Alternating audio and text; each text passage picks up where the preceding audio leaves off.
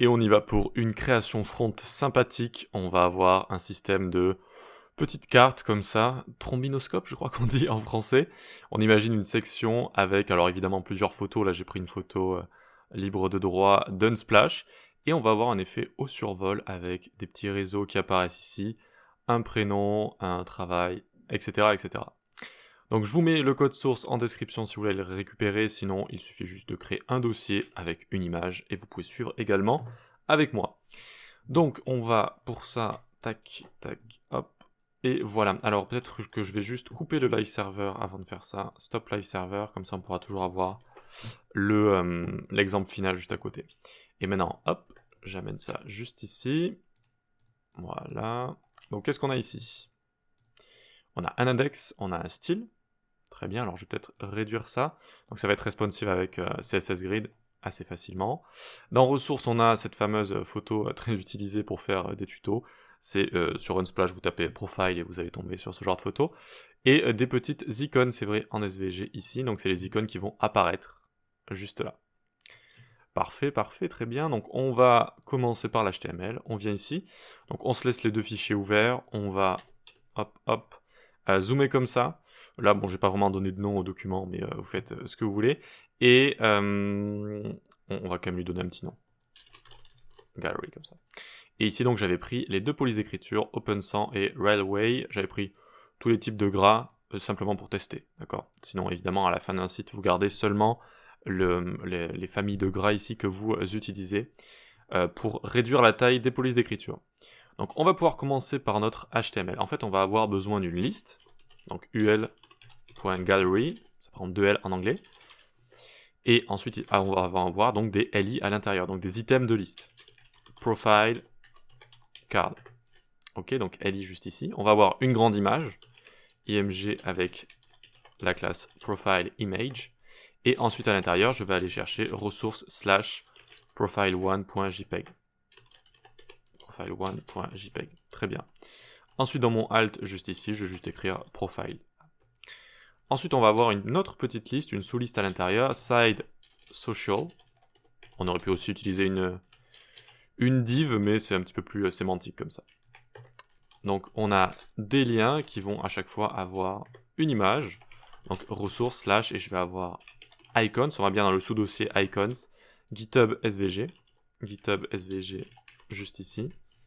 Et donc là, par exemple, je peux mettre GitHub icon comme ça. Ok, donc ça nous donne quelque chose comme ça. On a nos petits liens qui vont voilà, correspondre à ça. On peut en prendre un, copier, coller, coller. Et on va avoir également Dribble. Donc, Dribble icon, Dribble logo. Et on va avoir LinkedIn. Voilà, très bien. Donc, vous voyez, une carte ici, une image, notre side social juste là. Et en dessous, on va avoir donc le nom de la personne et son travail. Donc on va venir en dessous de notre liste juste ici, on va faire div.profileInfo.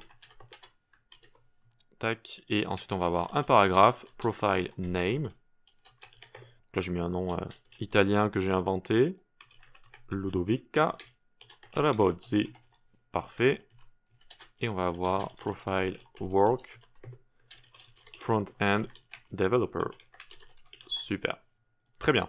Et donc là, en fait, on a déjà terminé. Alors évidemment, si on l'ouvre, nos images vont prendre beaucoup d'espace. Hein. Ça devrait donner quelque chose comme ça. C'est normal, ça prend 100% ici pour les icônes, par exemple, vu que ce sont des SVG. Et l'image normale va prendre sa taille classique, c'était du 600 par je ne sais quoi. Ok, mais on a déjà en fait une carte comme ça, donc il suffit ensuite de la copier. Alors j'avais fait du combien, moi, ici? J'avais fait du 4 par 3. D'accord, donc 3 rangées. 3 rangées juste ici de 4 colonnes, je vais y arriver. Donc ce qu'on peut faire, c'est 1, 2, 3, donc là j'en ai 4.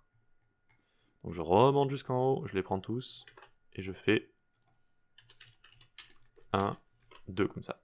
Ok, très bien. Et du coup, c'est bon, j'ai exactement le même nombre de cartes. Voilà, donc là j'en ai 12. Là aussi j'en ai 12, mais ça donne pas strictement la même chose. Donc vous voyez, la force des SVG, c'est que ça peut prendre toute la largeur, comme ça peut être immense, et ça ne va jamais se déformer, vu que c'est fait à partir de vecteurs mathématiques, alors que là on a des pixels.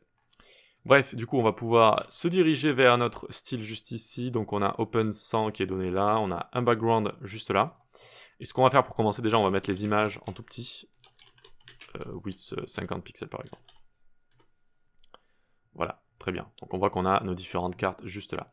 On commence par la galerie avec la structure principale, j'ai envie de dire, qui va nous permettre de faire du responsive facilement et de placer ces éléments facilement. On va utiliser CSS Grid, très pratique pour ça. Donc Gallery, on va mettre max width 1500 pixels. De base, c'est un élément bloc qui va prendre 100% de la largeur. Donc on lui donne ceci. Ensuite, margin 0 auto. Voilà. Padding, on va lui mettre 100 pixels en haut et en bas. 10 pixels à gauche et à droite pour faire respirer tout ça. Puis display grid, et c'est là que ça va être intéressant. Grid template columns. On va mettre du repeat. Auto fit. Donc tu fit autant de colonnes que tu peux, de 300 pixels. Ok? Donc c'est pas autofill, c'est autofit, juste ici, et on aurait pu mettre autofill. Autofill c'est mieux d'ailleurs. Je me souviens pourquoi j'ai mis ça, c'était pour vous montrer. À la fin, donc autofill, ça va fill autant de colonnes qu'on peut par rapport à une largeur donnée. Autofill, d'accord? Donc là déjà, si on fait clic droit inspecter, qu'on va dans donc on arrive dans les DevTools, c'est une représentation de notre site ici, on clique sur Grid, et on a nos petites colonnes qui ont été créées. Et à chaque fois, nos petites colonnes, elles font combien? 300, 300, 300. Vous voyez? Donc sur 1500 ici, au max, j'ai réussi à placer 4 colonnes de 300. Et ensuite, hop, ça passe à la ligne. Ça passe à la ligne. Tout ça, c'est très bien, mais c'est pas parfaitement centré, j'ai l'impression. Regardez. Il y a de l'espace à droite. Ok? Et donc c'est là aussi que Grid est sympa, c'est qu'on peut jouer avec Justify Content et Align Items sur la grille créée, pour la centrer dans le contenu de son parent, s'il reste par exemple du contenu. Qu'est-ce que ça veut dire? Ça veut dire que je peux faire Justify Content Center, et ça centre sur le main axis, donc de gauche à droite, et donc du coup c'est bon, c'est centré. Vous voyez qu'il y a eu, ça s'est divisé, ça a rajouté du contenu à gauche et à droite. Ça a rajouté du contenu à gauche, à droite, et j'ai ma grille qui est parfaitement centrée comme ça. Et non seulement elle est centrée, mais quand j'aurai plus d'espace, ça essaye toujours de auto-fill, donc si j'ai plus d'espace, ça va fill en enlevant comme ça une colonne, et en enlevant une colonne, et en enlevant une colonne comme ça. À la fin, si vous voulez, vous pouvez faire 800%, on le fera si j'y pense. Je vais me le marquer peut-être quelque part. À côté, à la fin du code, je vais mettre 800% MQ, comme ça on le fera, avec les media query. Très bien, super. Donc on a tout ça juste ici, et donc ce qu'on va faire aussi, on a envie que ce soit des carrés, vous voyez, qui vont faire 300 par 300.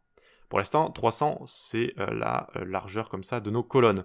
Eh bien, on appelle ça des grid auto, donc on appelle ça des rangées automatiques. Les rangées automatiques qui ont été créées ici n'ont pas 300 de hauteur, elles ont la hauteur de leur contenu juste ici. Donc pour gérer ça, on fait grid auto rows. Alors pas flow, mais rows. Ok? Donc les rangées automatiques qui vont être créées vont prendre 300. Et donc ça fait du 300 sur 300 comme ça. Vous voyez? Et là, on commence à avoir déjà quelque chose de sympa. Ensuite, un petit gap, un petit écart, donc grid gap 10 pixels entre nos différents éléments de liste. Voilà, super. Donc on a notre Justify Content Center, il est là, et list style type none, donc juste pour enlever les petits points de liste qu'il y a à côté là, hop, ça les enlève comme ça. Super, donc on a fini avec ça, on peut continuer, on va faire profile card, position relative, overflow hidden, cursor pointer, donc on code et je vous explique ce que c'est après. Un pixel solide B7, B7, B7, 5A, donc 3 fois B7 et 5A, et une transition sur transform. Is out. Voilà, très bien. Alors je vais tout vous expliquer. Donc j'attends que vous ayez fini de coder. Hop, on y va. Donc relative, quand on a ça sur un élément, c'est que en général, il y a des enfants qui vont être en position absolute, et donc il va falloir les positionner par rapport à un parent positionné, c'est-à-dire un parent qui a la propriété position sur autre que statique. Donc on lui met relative, et par exemple, donc, vous voyez le texte qui est en dessous, ici on va le mettre en position absolute, ou encore le site social, il faut que ce soit relatif à quelque chose. Donc ce sera relatif à leur parent direct, donc à la carte juste là. Donc on va pouvoir comme ça bien les positionner. On va également overflow hidden, c'est-à-dire j'ai envie de cacher ce qui dépasse. J'ai pas envie de voir ça quand ça dépasse, d'accord? J'ai envie de le cacher. Ludovica, etc., j'ai envie de le cacher. C'est pour ça que je mets overflow hidden. Cursor pointer, c'est juste pour le petit style, vous avez le curseur qui change, d'accord? Border, 1 pixel solide, ça aussi c'est juste pour faire une légère démarcation. Vous pouvez le rajouter, l'enlever comme vous voulez, des petites cartes. Et le transform, notez que les cartes vont légèrement se rétrécir, se minimiser, vous voyez. C'est un effet avec scale qu'on va faire directement sur la carte en entier, comme ça on va vraiment la réduire avec scale. Ça peut donner un petit effet sympa comme de sélection un petit peu, vous voyez. On a cet effet, on dirait que ça zoome un peu, en fait non, c'est la largeur, la hauteur, donc le scaling, l'échelle qui se réduit comme ça. Voilà. Donc voilà pour l'explication de ça, très bien. Donc on va avoir notre profile image ensuite, profile image. Donc on va venir ici. Alors du coup on a l'image qui est juste ici, profile image, et là on a juste là. Ok. Donc je vais dire UL image qui prennent 50 pixels, et profile image juste ici, je vais lui donner... Alors oui du coup pas UL A image comme ça. Voilà. Et donc du coup notre image, je vais lui donner width 100%, height 100%, sinon elle essaye juste de prendre ces dimensions qu'elle a de base. Donc là, c'est bien, ça prend 100% de la hauteur et de la largeur, mais quand on donne 100% de la hauteur et de la largeur à une image, à part si c'est le ratio parfait, si c'est la proportion de l'image, hein, évidemment, mais sinon ça va la déformer. Et là on voit que c'est un peu déformé, là, c'est pas l'image originelle qu'on a, ça donne pas très bien. Donc qu'est-ce qu'on va faire? On va faire Object Fit Cover, tu couvres l'espace sans te déformer, quitte à rogner un petit peu en haut, en bas, à gauche, à droite, s'il faut rogner un petit peu de contenu. Voilà, donc très très pratique cette propriété. Ok, donc on peut enlever, hein, si vous voulez, l'effet grid qu'on voit depuis tout à l'heure. Il suffit juste de recliquer ici pour l'enlever. Voilà. Et donc déjà, on a exactement la même chose ici, vous voyez? Sympa.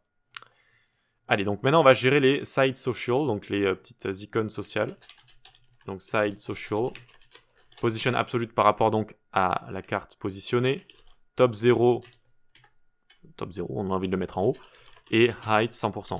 Ça prend 100% de la hauteur. Très bien. Donc on voit nos petits éléments qui sont juste là. On enlève les list style type, pas facile à dire. On met none pour enlever les potentiels petits points qu'il peut y avoir. Ok, très bien. Donc on a tout ça maintenant. Il va falloir les styliser. Donc side social A, donc les petits liens, on va les styliser.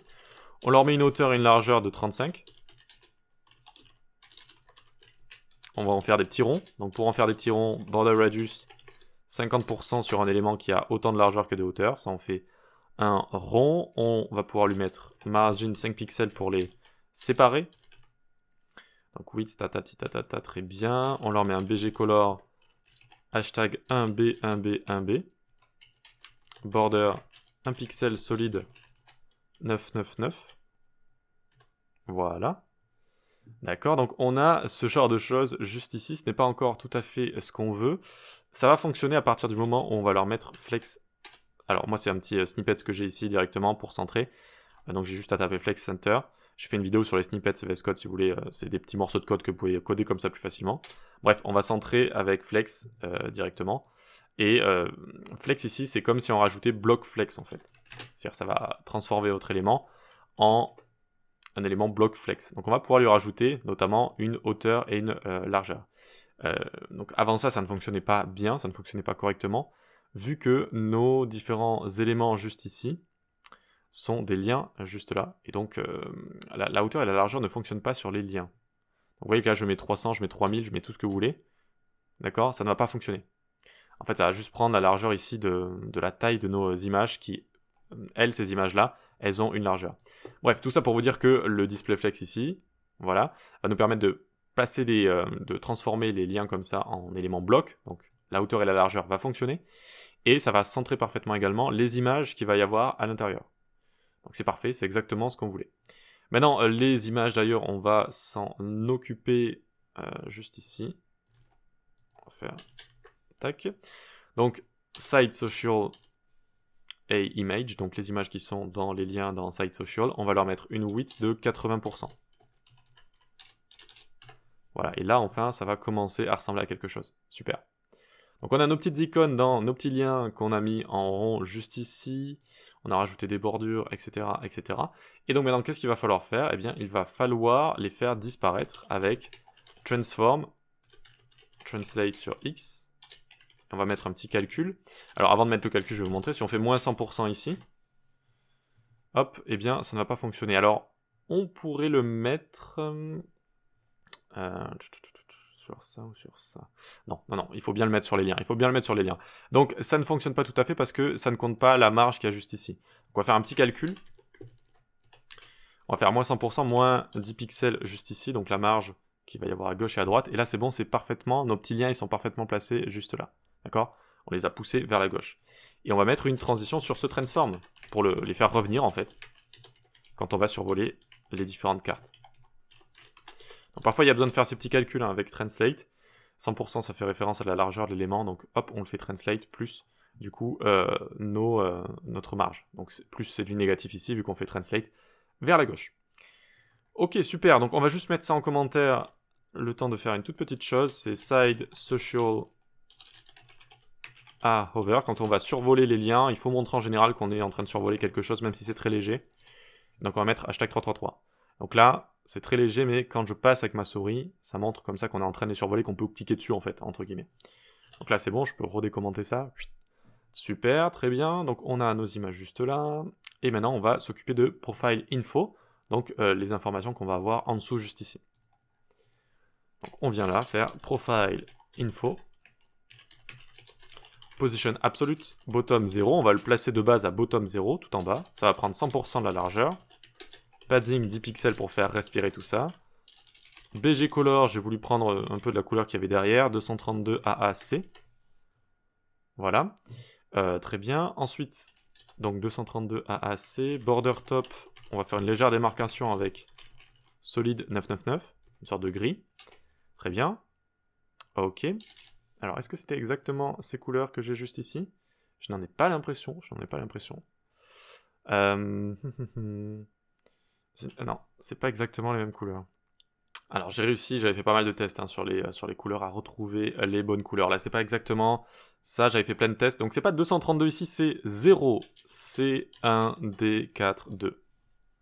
Voilà, super. C'est la couleur du pull de la demoiselle juste ici. Ok, donc on vient juste là, border top, très bien. Ensuite ça, j'avais fait ceci. Et là du coup c'était 999, 999, donc 6 fois 9, 7B. Donc là, bon, c'est très subtil, mais c'était juste pour l'opacité, juste là. Voilà, très bien. On va s'occuper du texte qui est à l'intérieur. Profile name. On va mettre font size 20 pixels. Font weight 600. Margin bottom, on va mettre 5 pixels. Et donc, les couleurs ici, pareil, j'ai essayé de prendre ce qu'il y avait derrière un petit peu. Donc, E8, D2, 9,5.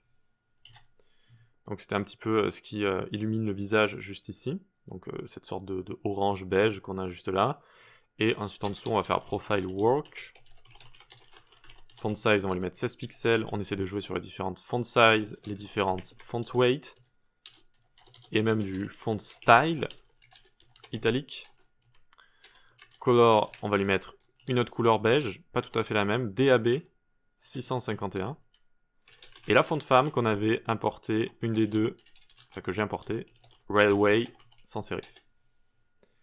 Voilà, très bien. Je trouve que ça donne un effet assez sympathique, ça rappelle le fond comme ça.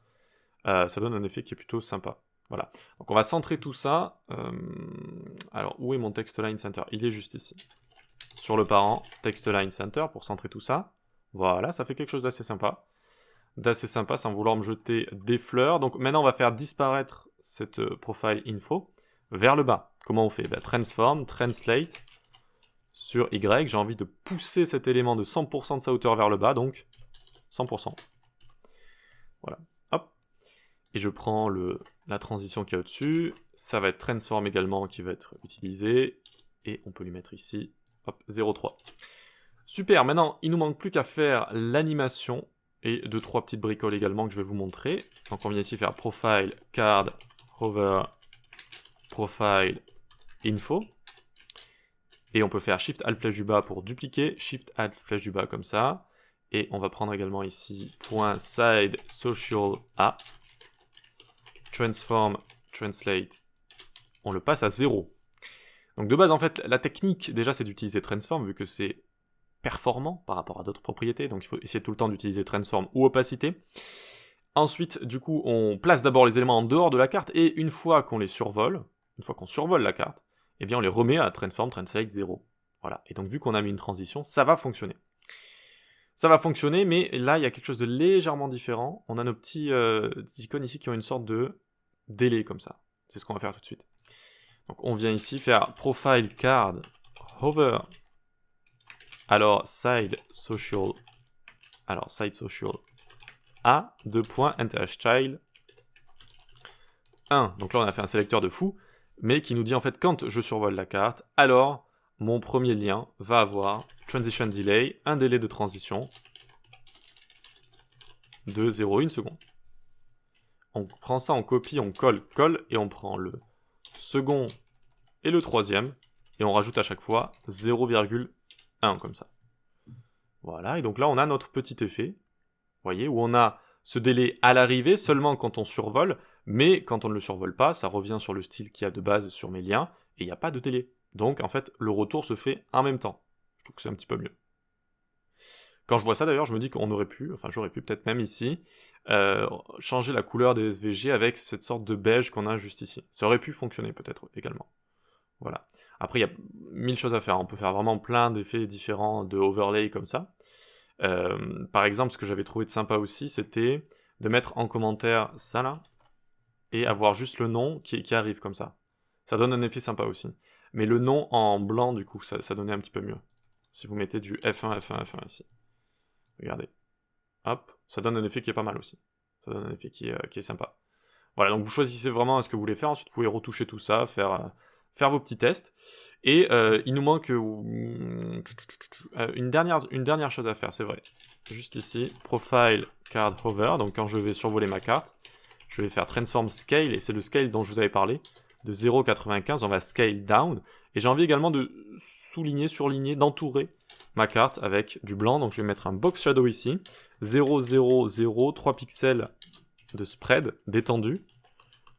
Et F1, F1, F1. Et regardez ce que ça fait, ça entoure comme ça, vous voyez. Ça donne un effet qui est un petit peu plus sympathique. On dirait qu'on l'a choisi. Et vous sentez également le scale down de juste 5%, ça suffit. Ça suffit, ça permet de scale comme ça.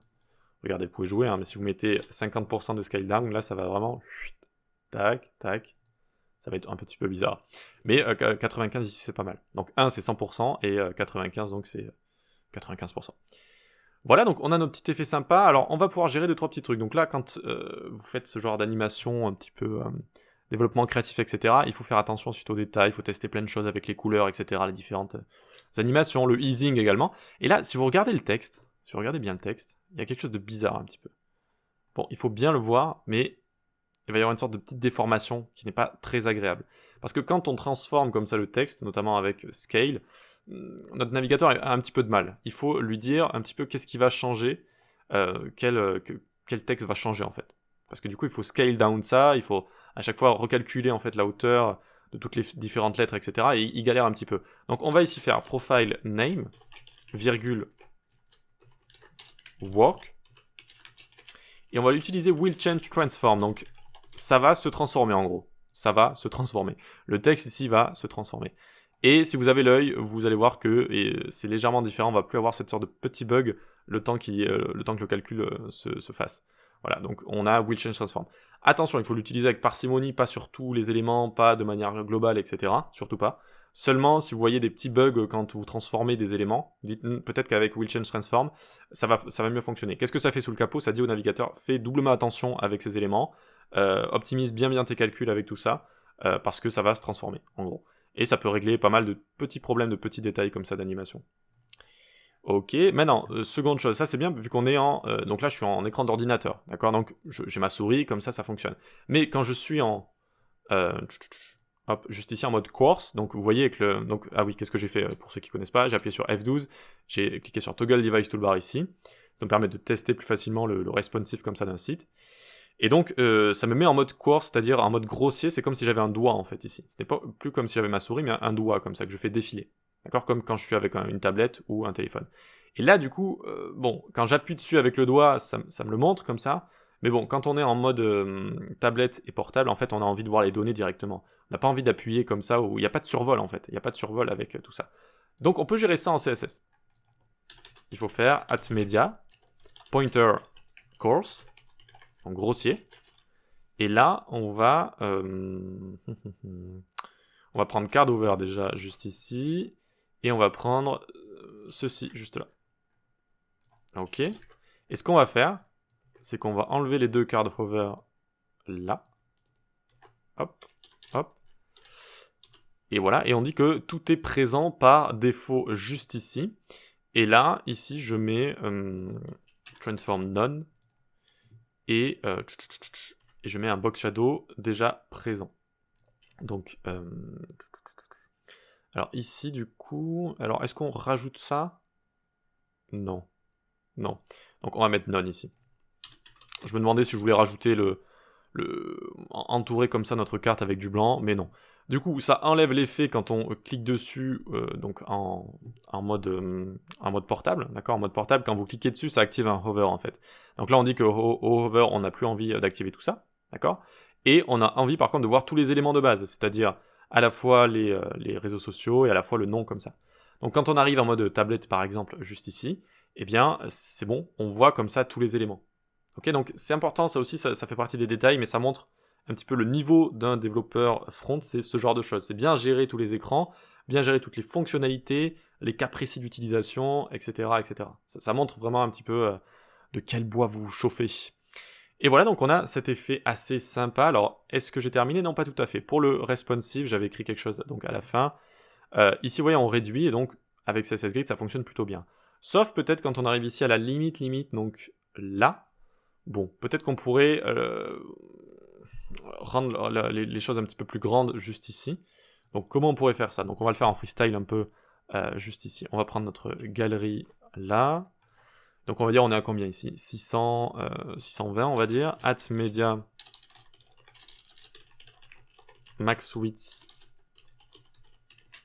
Ok, donc on peut coller la galerie juste ici. On va aller en dessous de 620 pour que ça déclenche évidemment le media query juste ici. Ou la requête média, la media query. Donc repeat ici. Donc il y a des choses qu'on peut ne pas toucher. Donc ça et ça. Et juste ici, on va mettre un min-max. Une fonction assez intéressante entre min auto, sinon max 450 pixels. On voit déjà que ça prend de l'espace ici, c'est très bien. Ensuite, grid auto row, je vais mettre auto par rapport à la hauteur. Très bien. Et ensuite, grid gap ici, je vais mettre plutôt row gap 50 pixels. Donc, juste un gap entre les éléments ici de haut en bas. Et plus grid gap ici, de toute façon, ça aurait donné la même chose ici. Vu qu'il n'y a plus qu'une seule colonne, ça donne strictement la même chose. Donc, à la limite, on peut garder grid gap comme ça. Voilà, et donc ça nous donne ceci. Regardez, hop, là on arrive, tac. Là, ça prend plus d'espace, ça nous montre une carte comme ça. En plus, on est en mode colonne avec un portable, c'est plus sympa, je trouve, ça donne un effet qui est toujours assez cool. Et ensuite, ça se réduit comme ça, quand on est en dessous de 450 pixels, jusqu'à 320 par exemple ici. Et ça donne ce genre de choses. À vous de gérer ensuite, hein, si vous avez, je sais pas si vous voulez mettre plus ou moins que 450, etc. Mais du coup, ça donne un petit effet peut-être plus sympa à la fin, comme ça. J'ai l'impression qu'il y a un petit truc. Ah oui, d'accord, on a le... on va mettre ça donc à partir de 630 pixels. Hop là, super. Sinon, on avait quelque chose de bizarre. Hop, ok, super, ça fonctionne. Et voilà donc comment on gère ce genre d'effet. Voyons voir un petit peu ce que ça donne en grand écran, juste ici. Donc ça peut être une section assez sympa, type portfolio, type voici notre équipe. Donc évidemment avec plusieurs photos, là j'ai pris une seule photo, mais vous voyez le genre de concept qu'on peut faire. Voilà, assez sympa quand on gère le CSS, quand on gère les transforms. Et j'ai essayé de vous montrer pas mal de petites choses aussi comme will change, comme course par exemple, la requête média qui permet de faire tout ça. Voilà, essayer d'aller un petit peu plus loin que juste une animation de base, même si une animation de base c'est déjà bien, et c'est ce qui nous permet de parler de tout ça. Voilà, très bien. Eh bien écoutez, on se retrouve pour une prochaine vidéo, pour des prochains tutoriaux. Rendez-vous sur le Discord si vous voulez parler développement web, aider des gens ou vous faire aider, en respectant les règles pour poser des questions évidemment. Vous pouvez également participer au concours, donc concours du web, on donne des thèmes, type coder une page 404, coder une page produit, et vous pouvez participer comme ça au concours, remporter des gains. Vous pouvez également suivre la newsletter pour être au courant de toutes les informations autour de l'école du web, les cours, parfois des articles que j'envoie sur l'industrie de manière générale, et vous pouvez suivre mes cours sur les plateformes d'e-learning. Et je pense qu'on est bon, on se dit à la prochaine, ciao!